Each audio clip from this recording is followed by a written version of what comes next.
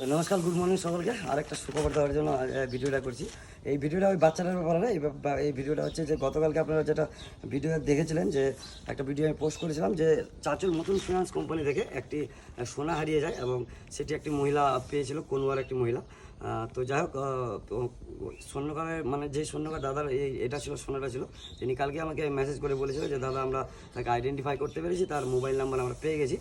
তো তারপরে ওনার বাড়ি গিয়ে সন্ধ্যাবেলা সোনাটি ফেরত নেওয়া হয়। তো ঘটনাটা হচ্ছে যে কোম্পানির তরফ থেকে এক মহিলা আজ ভোরবেলা কালকে রাতে মেসেজ করেছে আমাকে মালদা থেকে, যে দাদা তাকে যে সোনাটা যে ফেরত আমরা নিই বাজারে অনেকজনের সামনে, তো তারও একটা ভিডিও আমরা পেয়েছি। আর ভিডিওটা একটু যদি পোস্ট করে দেন তো ভালো হতো। তো ওনাকে উদ্দেশ্য করেই বলছি যে দেখেন, সোনাটা তো উনি আর চুরি করতে যাননি, ওনার সামনে পড়ে গেছিলো। হ্যাঁ, ওনার একটা কর্তব্য ছিল যে সোনাটাকে ফেরত দিয়ে দেওয়া, কিন্তু যাই হোক লোভে পড়ে হোক আর কিছু করে হোক সে সোনাটা দিতে দেয়নি আর কি। তো যখন আপনারা আলটিমেট সোনাটা পেয়ে গেছেন, আপনাদের কাজটা হয়ে গেছে। তো আমি এই ভিডিওটার মাধ্যমে সকলকে জানিয়ে দিলাম।